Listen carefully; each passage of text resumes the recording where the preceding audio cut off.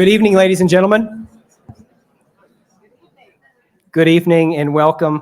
It's wonderful to see such a full house. My name is Jamie Boskett. I have the privilege of serving as president and CEO of the Virginia Museum of History and Culture, and I'm joined this evening in welcoming you by what is, I believe, a majority of our Board of Trustees who've just finished their summer trustees meeting, and of course, a number of staff members. So we come together and welcome you here to your State History Museum and to this evening's program. The 13th annual Hazel and Fulton Chauncey lecture. Hazel and Fulton Chauncey, and some of you may know this, were long-term members, and they had a particularly special interest in the work of this institution. Their sons, Edwin Hall and Warren Fulton Chauncey, hence my slip, established this wonderful lecture as a way to encourage that same appreciation for history and history education in others. And I think, as you can see tonight, Warren, your work has been successful, so I thank you.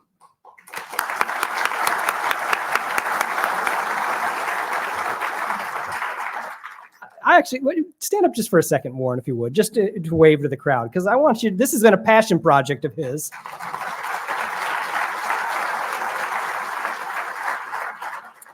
And has become a marquee event of the summer here at the museum. And so I thank you for your family's dedication in making it possible. This tradition, and speaking of traditions, I'll also note that just in this very room, 2 weeks ago, I suppose now, we celebrated Independence Day. 2 weeks ago, and then 2 years from now, we'll all be commemorating America's 250th anniversary. If you haven't started to process it, this is the time. In 2 years will be America's semi-quincentennial. That'll be a way to think about it. Just say that over and over again until you get it right. This is a milestone moment, really, and I would say it's unique in our lifetime, one that we really must embrace together. This institution must embrace, and it will, and use it with great purpose to reflect on our past, but also to invest in our future. As you may know, the VMHC, in several meaningful ways, is leading both our Commonwealth and our nation with the 250th. We are dedicated to making the most of this once-in-a-generation opportunity. Our 250th initiative, as we call it, is both far-reaching and I would say one of the very best portfolios any museum in this country has put forward so far. We are going to mount major exhibitions, not one but two, that explore the founding and our American ideals. We'll publish new books, we'll host many, many events and programs, and we'll make a series of major statewide legacy investments, including the first ever statewide comprehensive program for civics education in Virginia, which we're launching right now.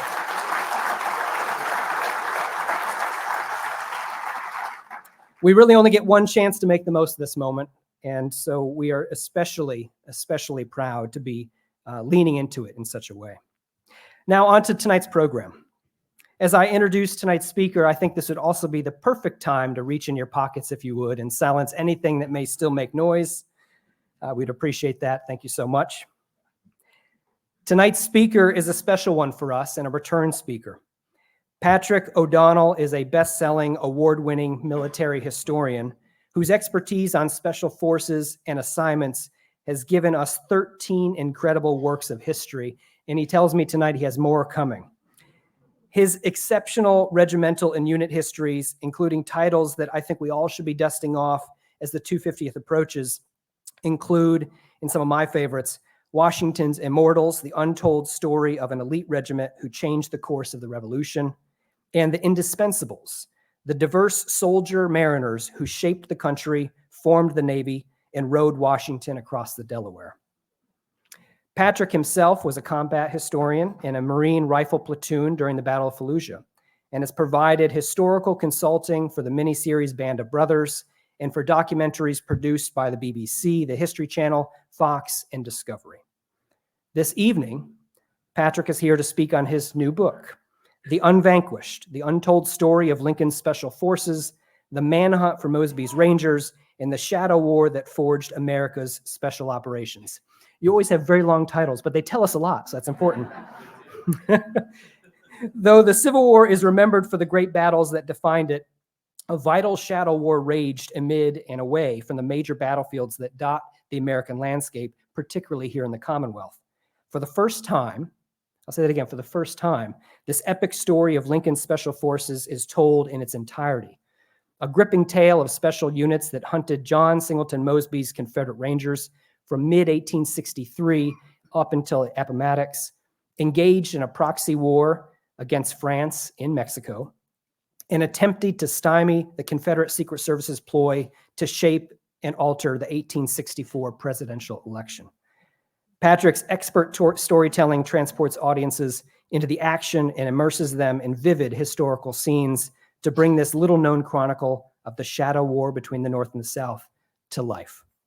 I want to thank you all for being here. Thank you for your wonderful support of this institution, and I hope you would please now join me in a very warm welcome for Patrick O'Donnell.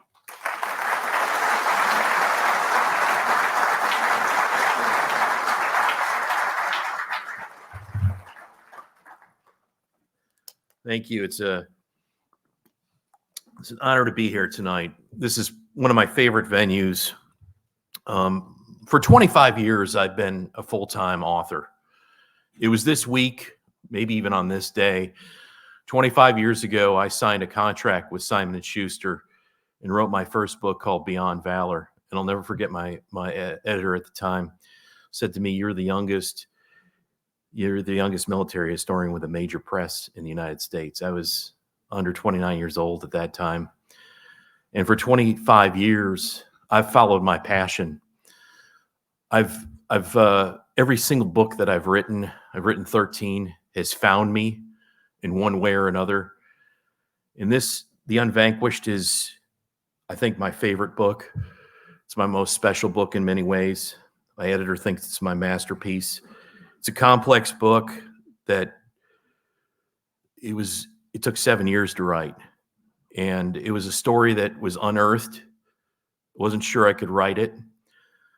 And what I mean by finding me was I was driving around Northern Virginia in 2016, and I'll never forget, I found a sign that said the Grapewood Farm Engagement.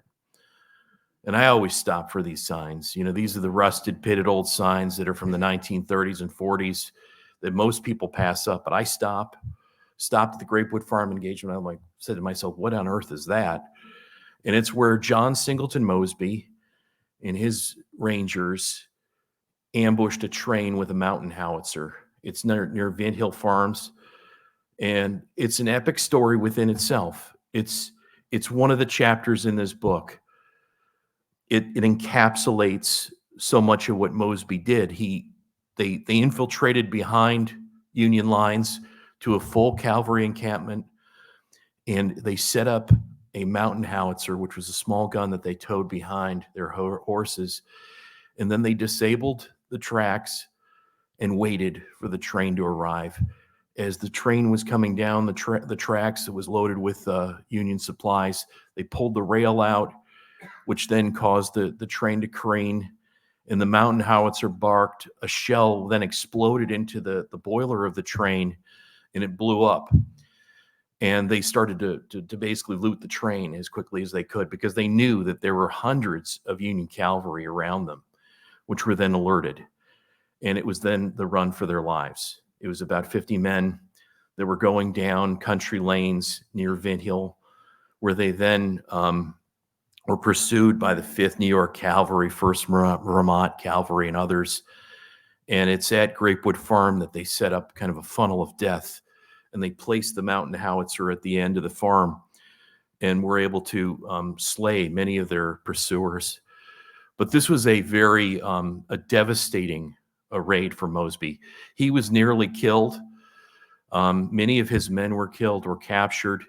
And within this story was even a man by the name of Hoskins, who was a foreign volunteer that was part of the British Army initially, that fought in the Crimean War, that wanted to understand partisan warfare. And it was a fascinating microcosm. I remember visiting Hoskins' grave, which is nearby at a place called Greenwich. And I thought to myself, this is an amazing story, but I doubt if I'll ever be able to tell it because of the climate that we are in regarding some of the South's history and things like that. And then about a few months later, I came across another sign. And this sign was a fascinating one. It represented the last hours of a man named Jack Sterry in his life. And Jack Sterry is a fascinating individual. He was, at the time, it's August 1862, and the Battle of Second Manassas is raging. And Jack Sterry is a Union scout that is dressed as a Confederate. And he is at the crossroads of the Plains, Virginia, the road that leads to Middleburg.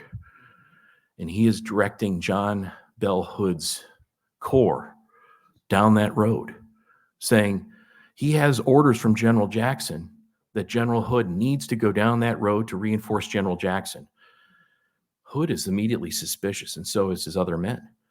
Who is this man? My orders are to go to go up the other road through Thoroughfare Gap to Second Manassas. But this goes on for 45 minutes. And Jack Sterry is so convincing that there are believers within the group that he's telling the truth, but there are things about his story that don't seem to make sense. Jack, for instance, has officers' bars, but he's an enlisted man. But he has a story for that. The women of the South like officers. They don't like enlisted men. But then the story starts to fall apart, and they realize that they're dealing with an imposter. And the imposter that they are dealing with is known as a Jessie Scout. And Jessie Scouts, this is the first book on their story. And their story is fascinating. Jack Sterry is unmasked, and then he is hanged by Hood's men. And the sign represents where the hanging tree was, where his last moments of his life took place. In 1960, when they widened the road at the Plains, they found Jack's body along with the Confederate scout that he killed. That was right near that sign.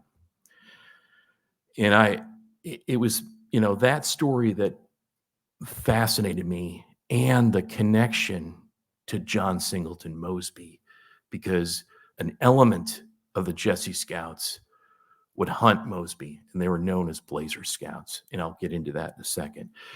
But the Jessie Scouts were named after an extraordinary woman. And that extraordinary woman was Jessie Fremont.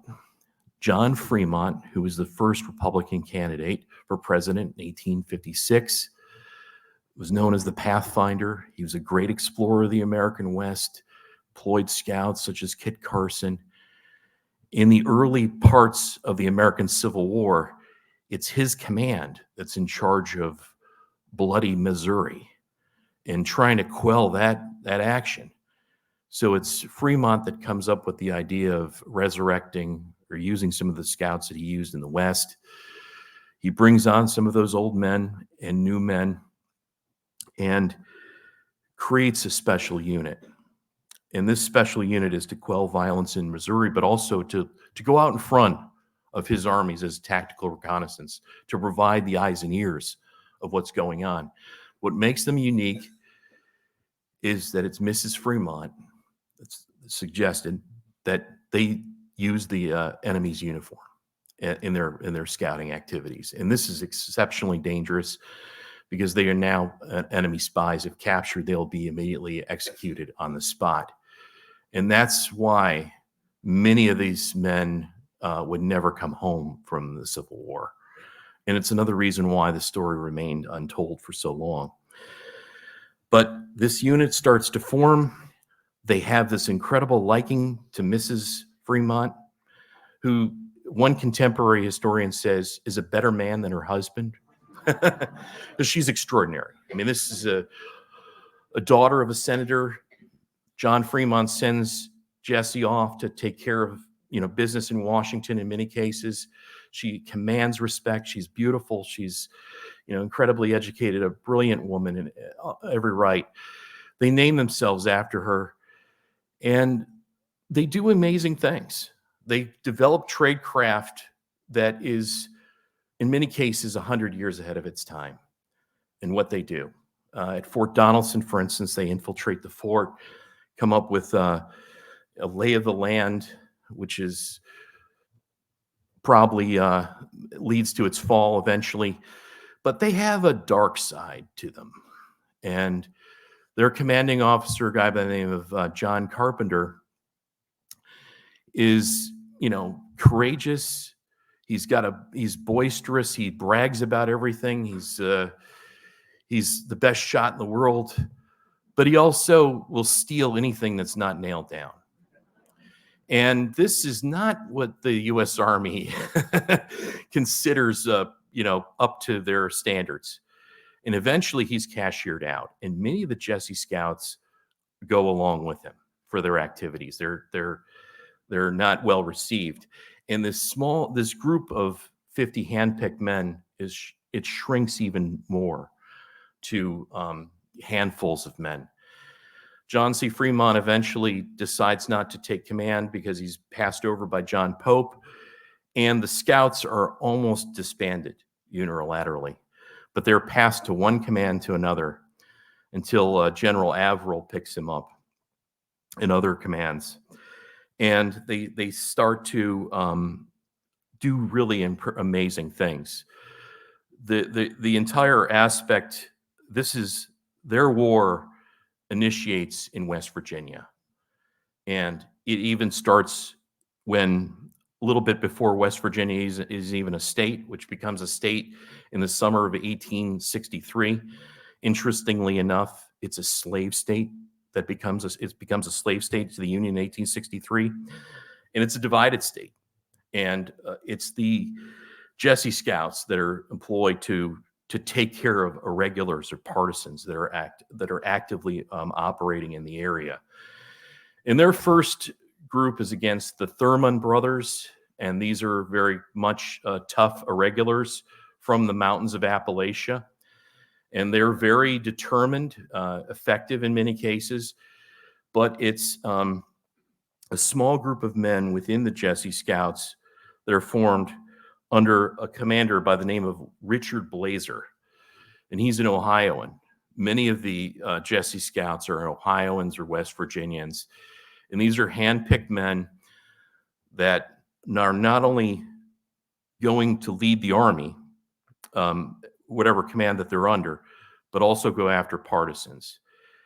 And Blazer's Scouts are fascinating. This is counterinsurgency and the origins of counterinsurgency for the U.S. Army. They're not using a blowtorch. They're using intelligence and their wits to figure out where enemy threats are. And they are very effectively neutralizing Thurman's Rangers in the process. And they're getting warmed up for really the varsity squad, which is John Singleton Mosby's Rangers.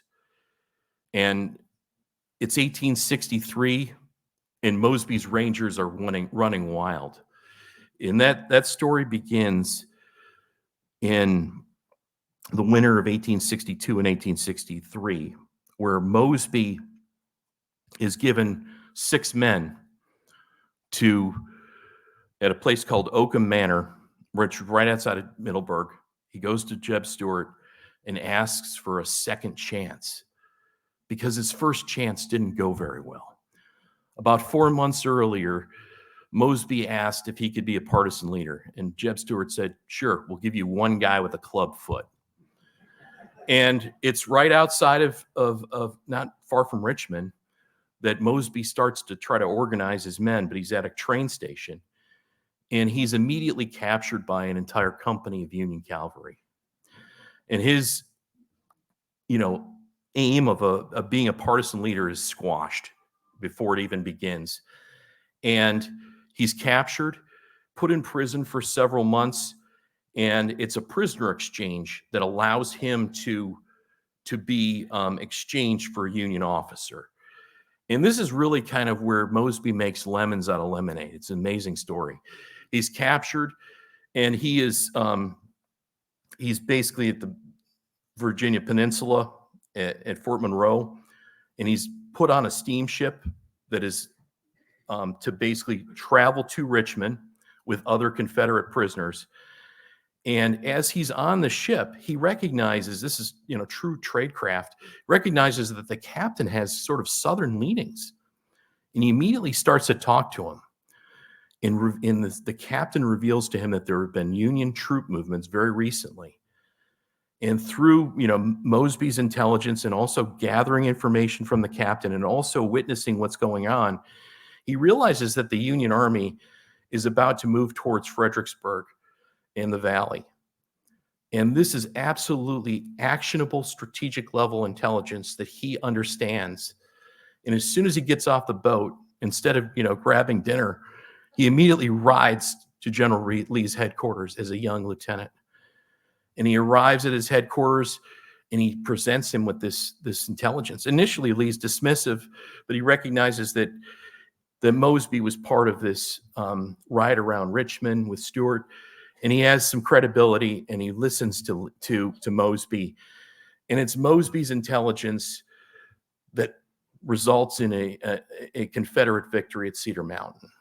And it's through that experience that Mosby's given another chance at Oakham Manor with Jeb Stuart in the winter of 1862, 1863. And he's given 6 men, and these 6 men will become over 1,000. And they will tie up countless, tens of thousands of Union soldiers. But more importantly, they and the Union Scouts that I talk about, and another group called the Confederate Secret Service, will pioneer irregular warfare and special operations, which will have a profound effect on today's world, and even in 1941, when the United States did not possess special operations forces in any matter at all. And it would be the OSS that would look back upon these 3 groups. And that would be the origins of the Unvanquished in the book that I wrote. And this isn't some sort of textbook or dry history. This is very much in the saddle, as the Wall Street Journal has described in all the other countless reviews. This puts you there with these guys at the sharpest end of the spear. And Mosby's men and the Scouts are both, there's a genesis that is evolving. And it's Mosby, the greatest operation that he has. Arguably, it's one of the greatest special operations missions in American history, is in the winter of 1863, when 50 handpicked men in a wintry day, in a rainy day, penetrate massive Union defenses into Fairfax City and capture General Stoughton. And the story is incredible.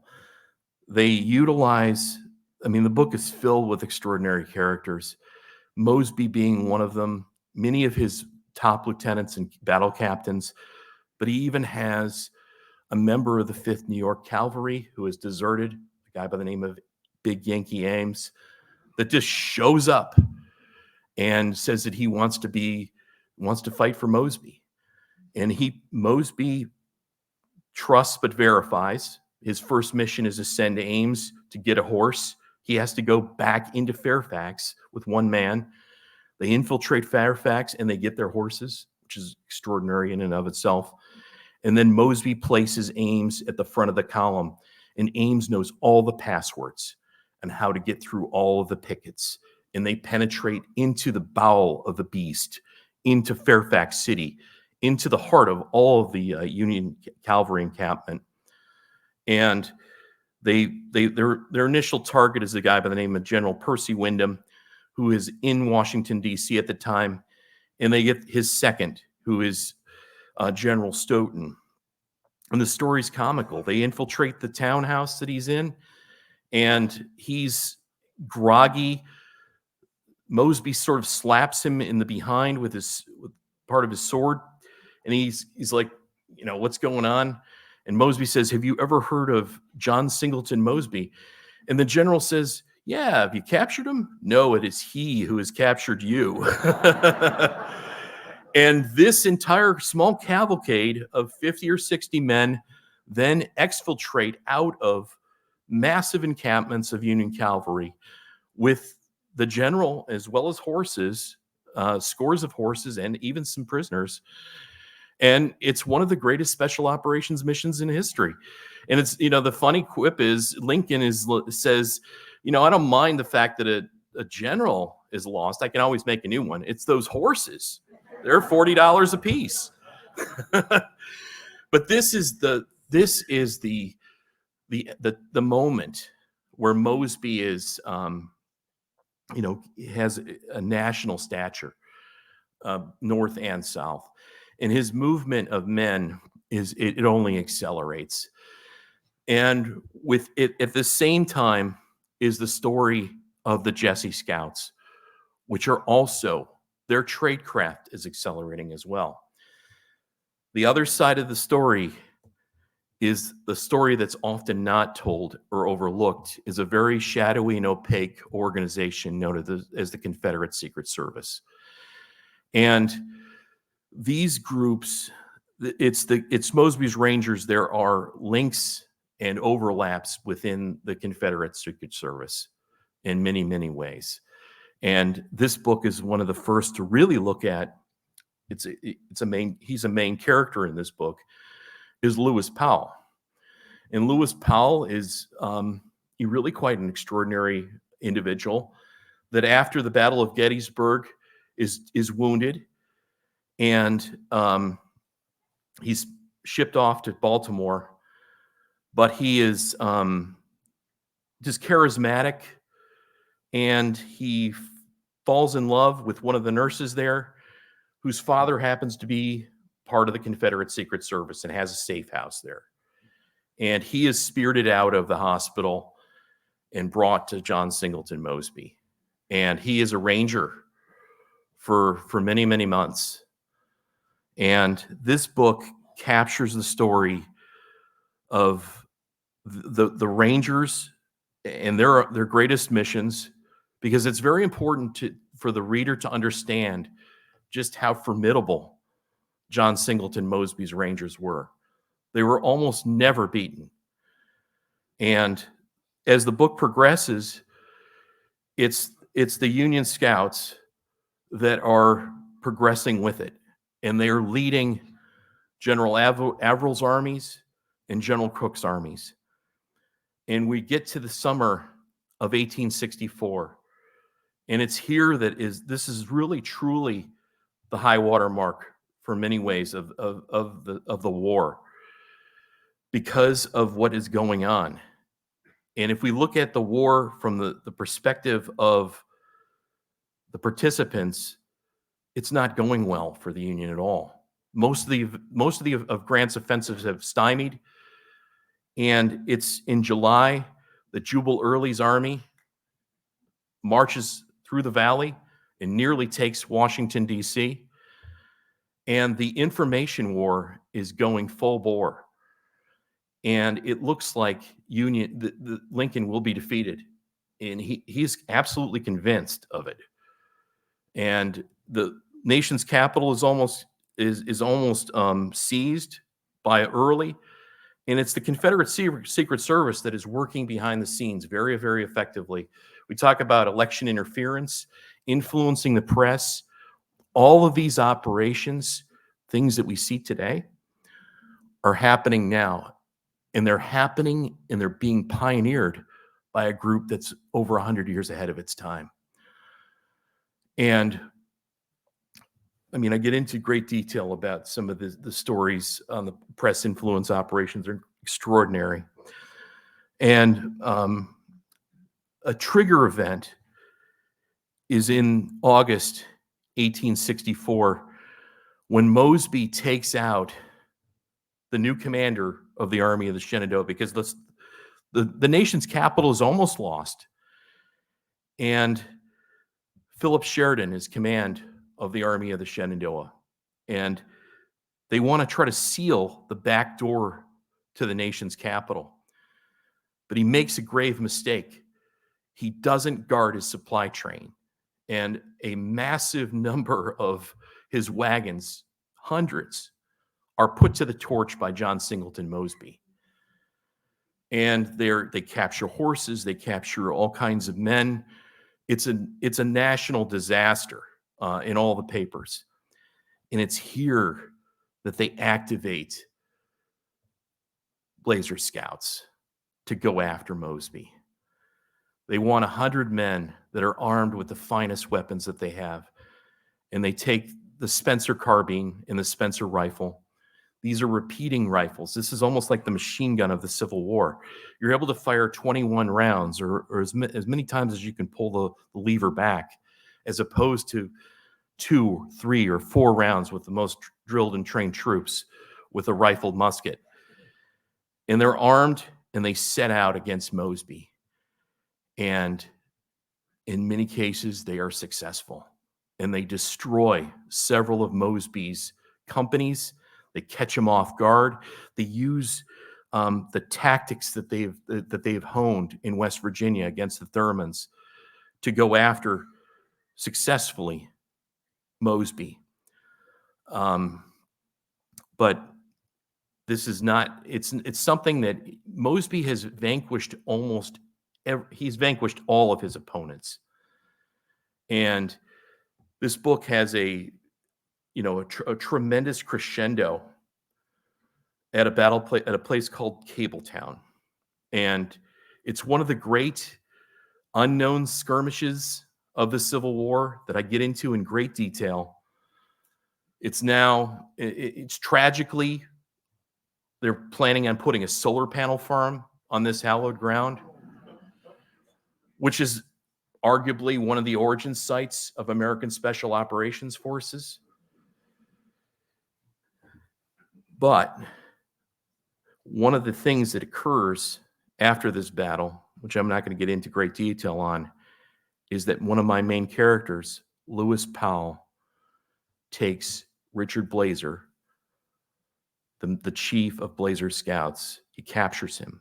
It's an amazing horse race. It's filled with action.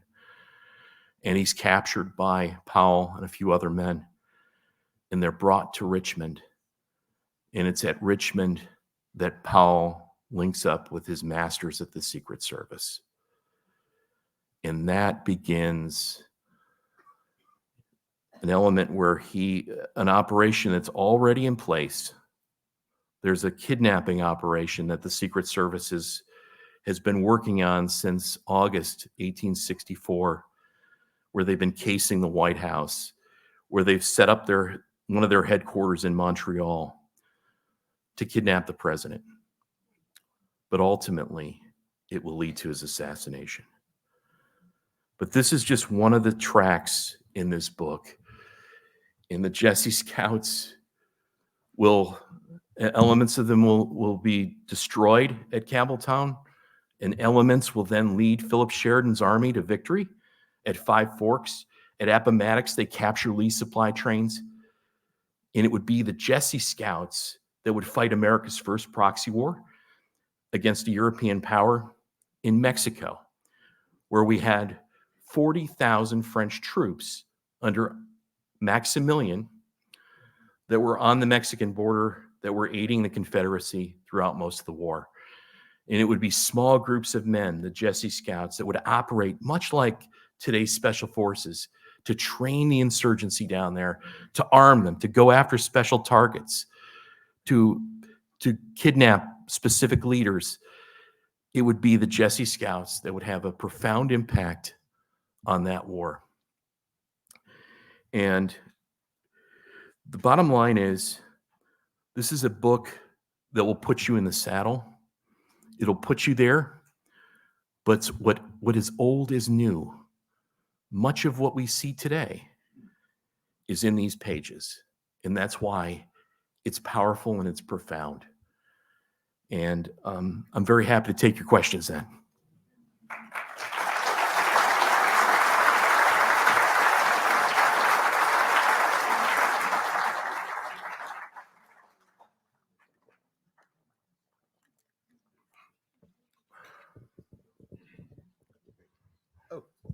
Thank you. I've had a chance to read this book, and it is amazing. My question is, how did you do the sourcings for this? Where did you get this information? Because it's all over the place. And it was in the most obscure places. It's everything from, finding a small letter from a Jessie Scout to, uncovering a medal from one of the Jessie Scouts. The man on this cover, Joseph Frith from Milan, Ohio, killed in action, Covington, Virginia, buried in an unmarked grave somewhere. It's one of the, one of the goals is to find him and bring him home to his family. It's all over the place. And the stuff in the archives was in the wrong spot. It was not in the right place. It was taking the different stories and looking at each perspective to sometimes back into the Jessie Scout story, because Mosby's Rangers would tell an aspect of what they remember to tell the story of the Jessie Scouts and vice versa. And then the Confederate Secret Service is similar as well. It was a giant archaeological dig of, think of a Roman mosaic that was shattered into thousands of pieces and then had to be, carefully handcrafted and put back together. It was complex.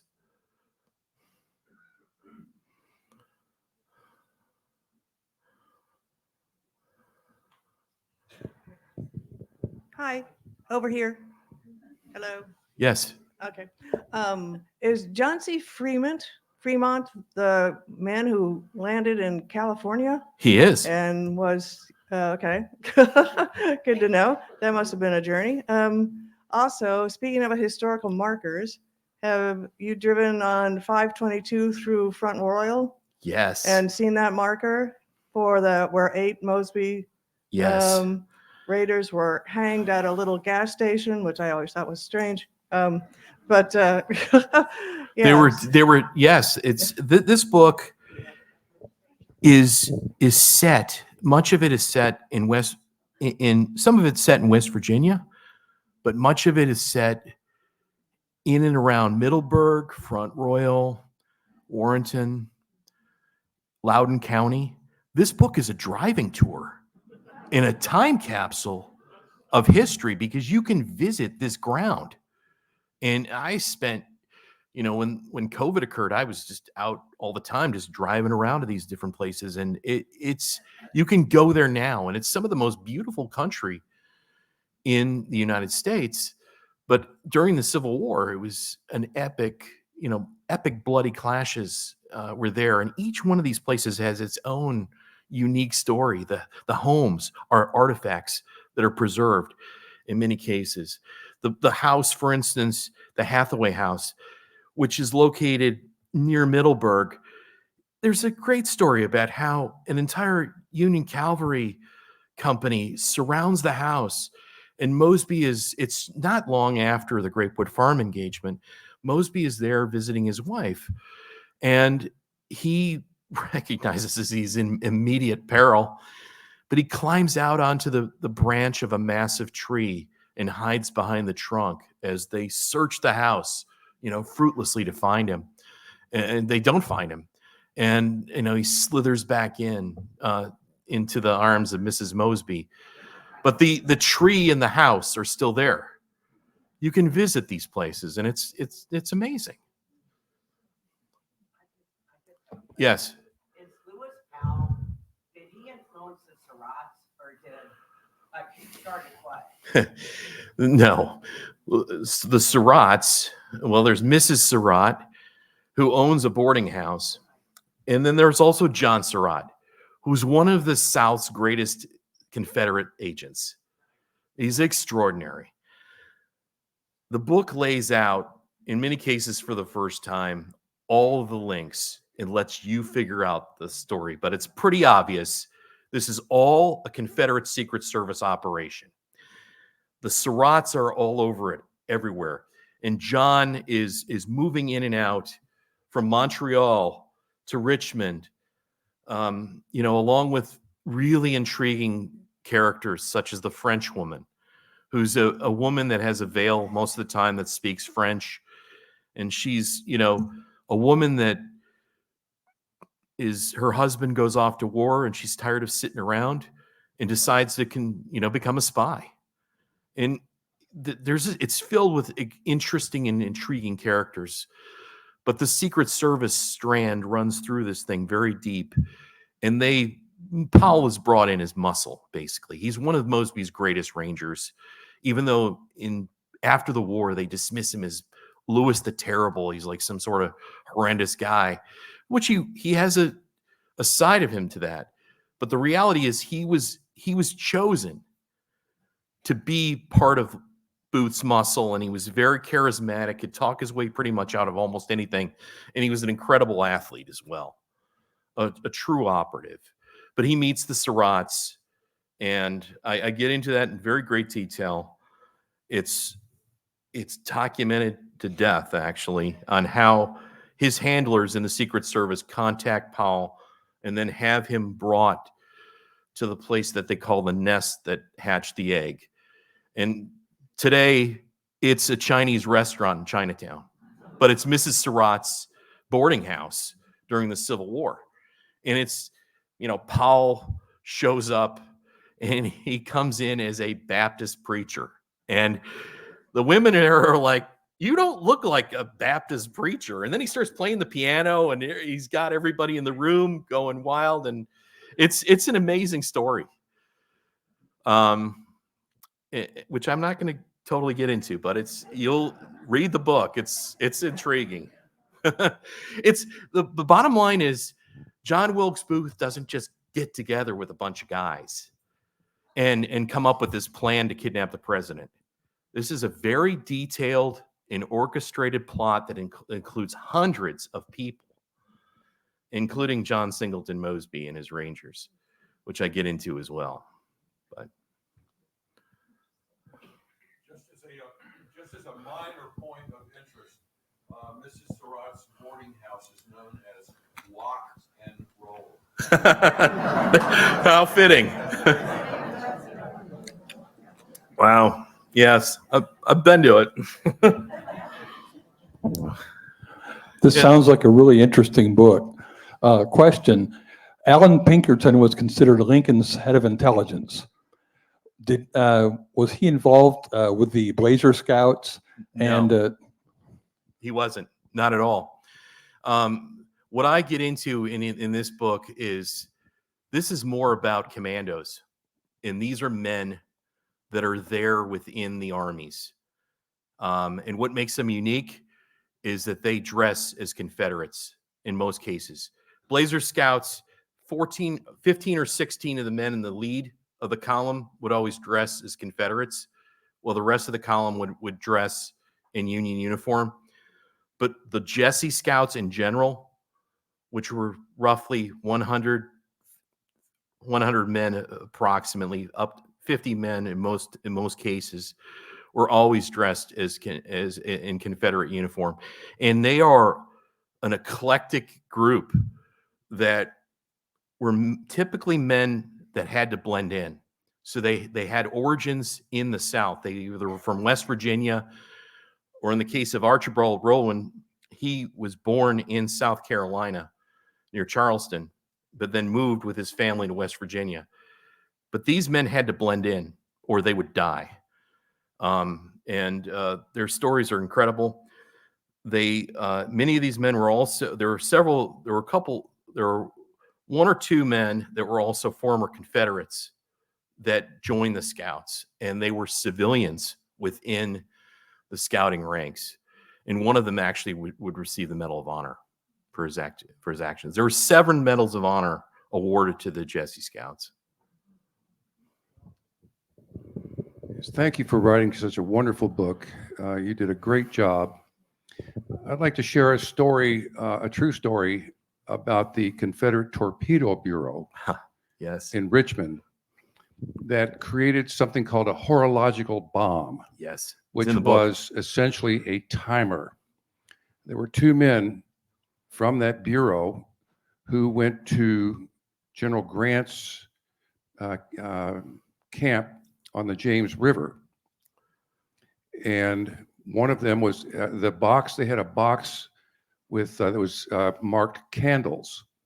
And inside the box were 15 pounds of gunpowder and this timer. And the fellow had set the timer for an hour. He talked his way onto a munitions boat in the James River. You can imagine a munitions boat's got all kinds of stuff on it. The guy who was guarding the boat was a German, and the Confederate soldiers spoke to him in Gaelic, so they couldn't communicate. But he made enough motions that he wanted the box to go onto the boat. So the German soldier said, fine. After an hour, and this guy and his buddy take off, run up the hill to watch what was going to happen. When that thing went off, one of the men lost his hearing for the rest of his life.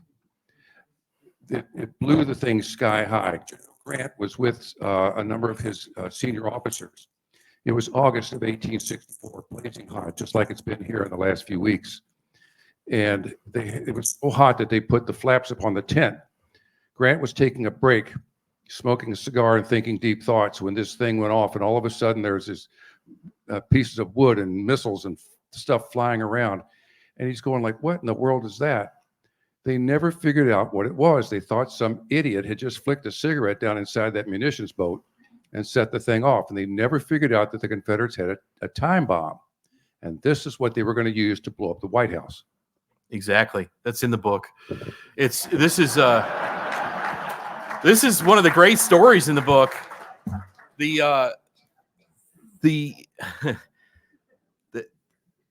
Confederate Secret Service is like better than Q's laboratory from James Bond. They were obsessed with gadgets. And it was the Raines brothers, two brothers named Raines, that one brother was developing all of these devices, such as the time bomb, and then also landmines. You know, the other brother would construct the Confederacy's really one of its first public works projects was the massive arsenal in Georgia, which would produce the South's gunpowder. And they were called the Boom Brothers for the fact that they loved blowing things up. And it's fascinating story because as Richmond is falling and Richmond is falling, a member of the torpedo department escapes, and he's given orders to join John Singleton Mosby. And on his person are detonation devices. And I won't get into the full story, but the last mission for Mosby's Rangers is heading towards the White House with those devices. Unknown story. And yeah, it's amazing. I mean, they're great. They find out after the war that they find one of the reports that was written by the man that was one of the operatives that was there that planted the time bomb of what happened at City Point and how effective that mission was. But during the war, they had no idea what caused that massive explosion. But this is how advanced. I mean, the Secret Service was way ahead of its time.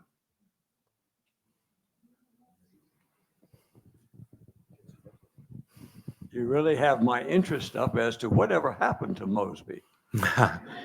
One of my favorite stories is, I think one of my what's so fascinating about Mosby is he's just larger than life. He evades Union authorities till just right as the trial of the century of the time is ending, and that's the conspirators. He evades authorities and then he turns himself in. But he's still hounded by the Federals constantly.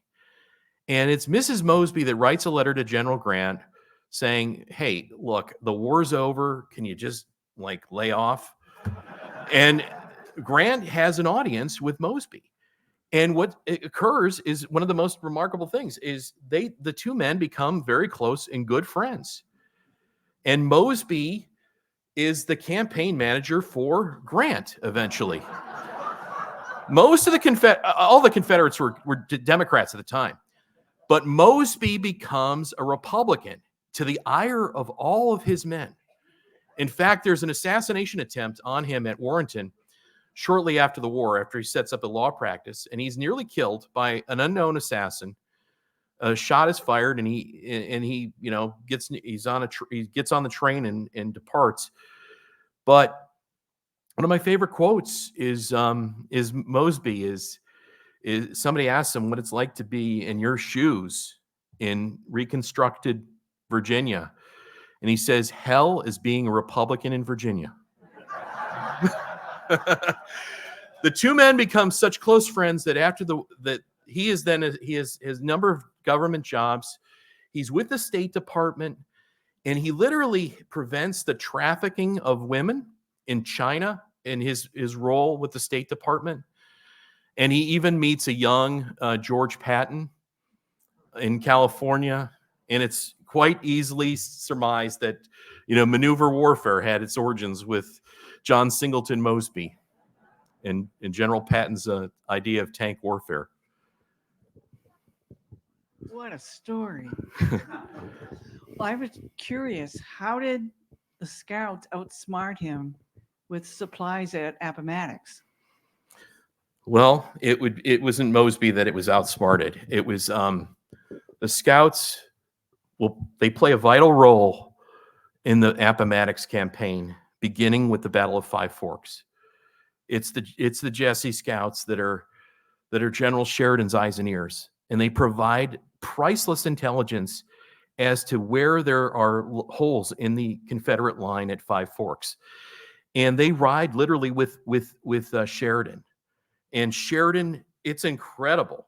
Sheridan is a man of action. He is not a chairborne general by any means.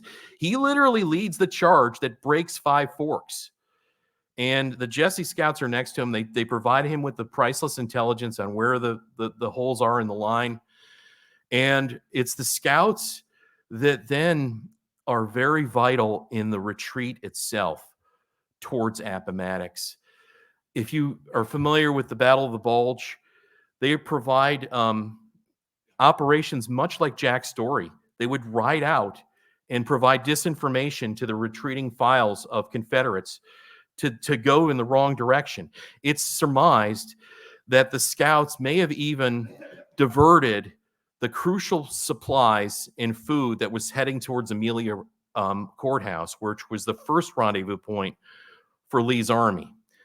And instead they were, he receives caissons and some other uniforms that are absolutely useless to an army that's on the march, and they have empty stomachs.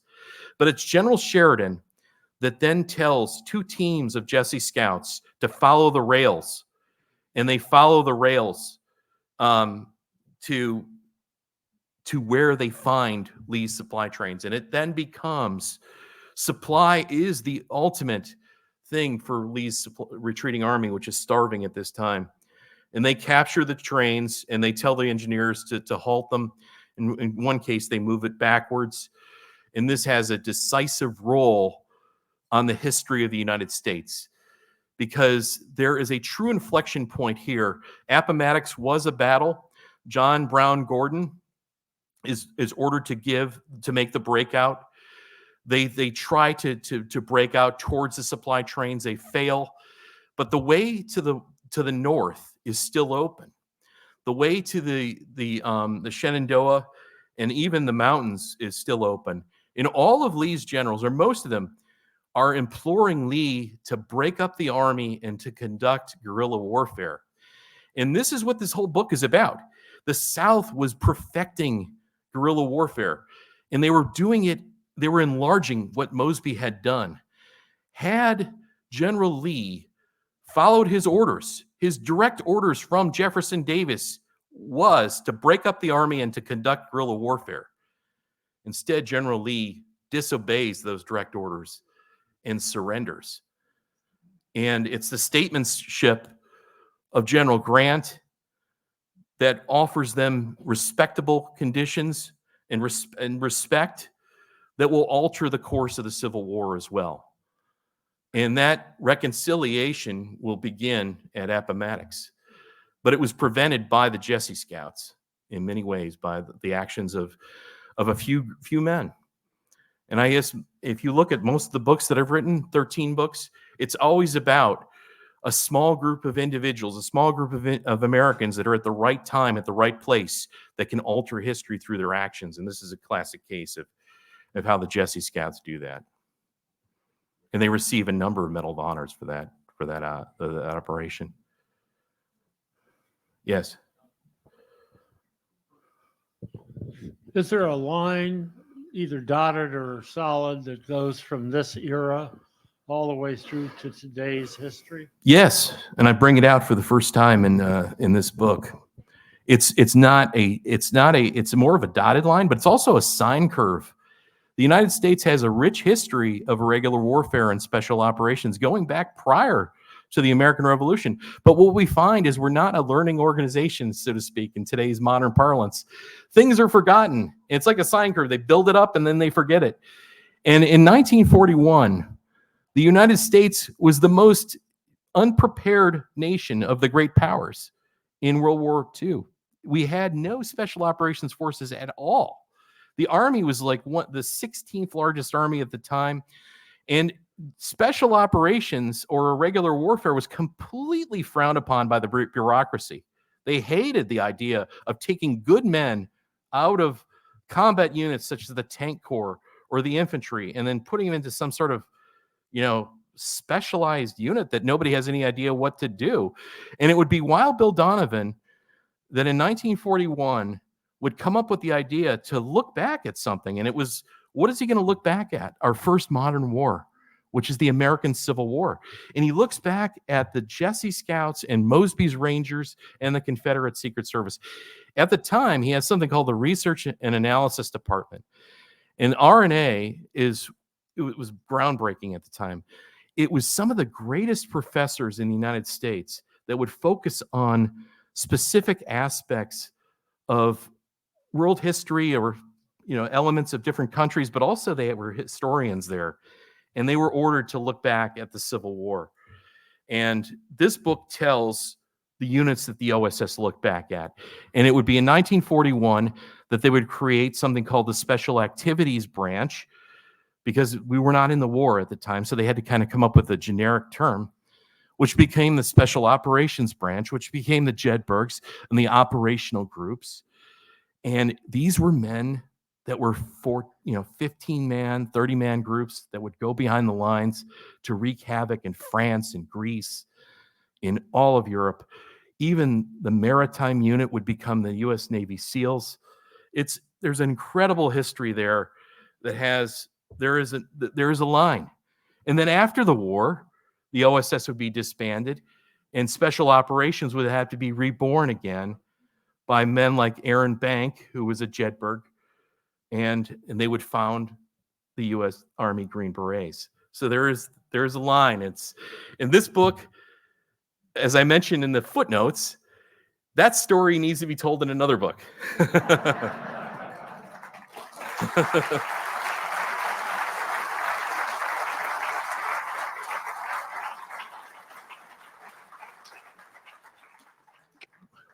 Patrick, we have one last question, and then Okay. we're going to wrap it up. Last question, and we'll sign some books. Thank you, sir.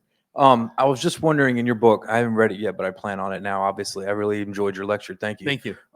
Did the Dahlgren raid by the Union have anything to do with what you massive. found, and had any Yes. influence on some of the stories? It that you has a tell? massive impact on everything. It's the catalyst. Okay, let's go back a little bit. The so-called Dahlgren Kilpatrick raid, as it's called, was a raid in 1864, in the winter of 1864, to decapitate the South and to kill the Confederacy's leaders. And it was led by a guy by the name of Kilpatrick, who was a Union cavalry officer, and Dahlgren. His father would be the famous Dahlgren gun.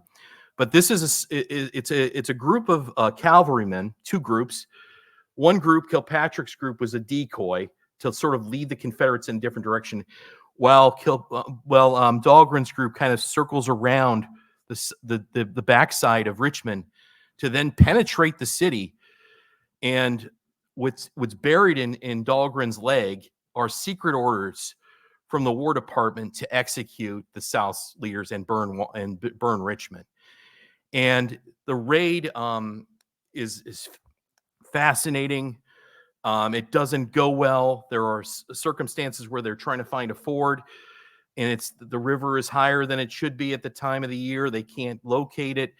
And eventually the Richmond Home Guard surrounds Dahlgren's group, and they kill Dahlgren and kill many of the men on the raid. And within his leg are the secret orders. And immediately the Union denies the authenticity of these orders, that this is false. It's disinformation. And what we now know from modern scholarship is it's true. And what happens, though, is this is just absolutely appalling in the 19th century that the Union would do something like this. What it does is it triggers the Confederate Secret Service to conduct their own set of dirty tricks and eventually, ultimately, try to kidnap the president, and then ultimately what leads to the assassination. Thank you so much, Patrick, for a wonderful lecture. My pleasure. Thank you. Patrick's gonna Honored to be here. Commonwealth Hall in Happy a to few sign minutes, some books. signing books and asking questions. Thank you, everyone, for your support.